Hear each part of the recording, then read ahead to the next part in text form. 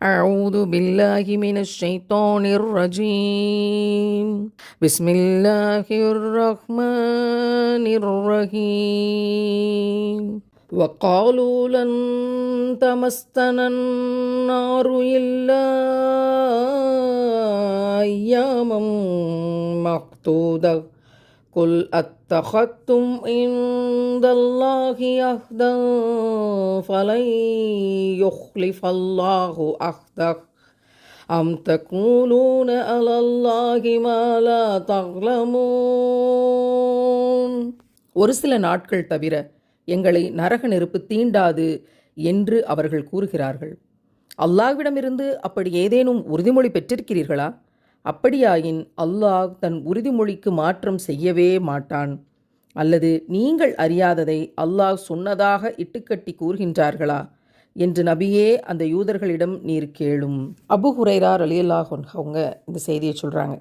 ஹிஜ்ரி 7ஆம் ஆண்டில் கைபர் வெற்றி கொள்ளப்பட்ட போது அல்லாஹ்வின் தூதர் நபிகள் நாயம் ஸல்லல்லாஹு அலைஹி வஸல்லம் அவர்களுக்கு விஷம் கலந்த ஆட்டிறைச்சி அன்பளிப்பாக வழங்கப்பட்டது.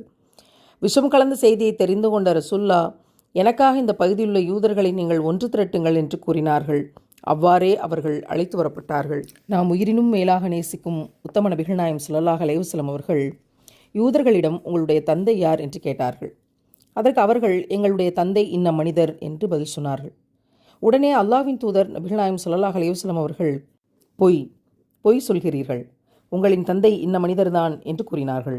அதற்கு அவர்கள், நீங்கள் சொன்னது உண்மைதான் என்று சொன்னார்கள். அதற்கு பின்னர் 2வது கேள்வியை கேட்டார்கள் ஸல்லல்லாஹு அலைஹி வஸல்லம் அவர்கள்.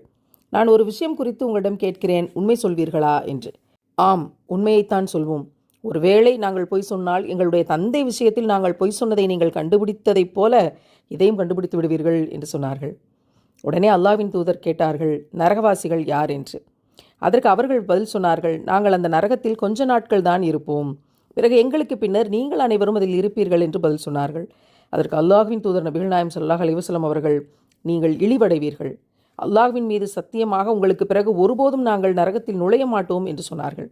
மறுபடியும் அல்லாஹ்வின் தூதர் நபிகள் நாயம் ஸல்லல்லாஹு அலைஹி வஸல்லம் அவர்கள், இன்னொரு விஷயத்தை பற்றி உங்களிடம் கேட்டால் என்னிடம் உண்மை சொல்வீர்களா என்று கேட்டார்கள். அதற்கு ஆம் என்றார்கள். அப்போது ரசூல்லா கேட்டாங்க, இந்த ஆட்டிறைச்சியில் நீங்கள் நஞ்சை கலந்தீர்களா என்று கேட்டார்கள்.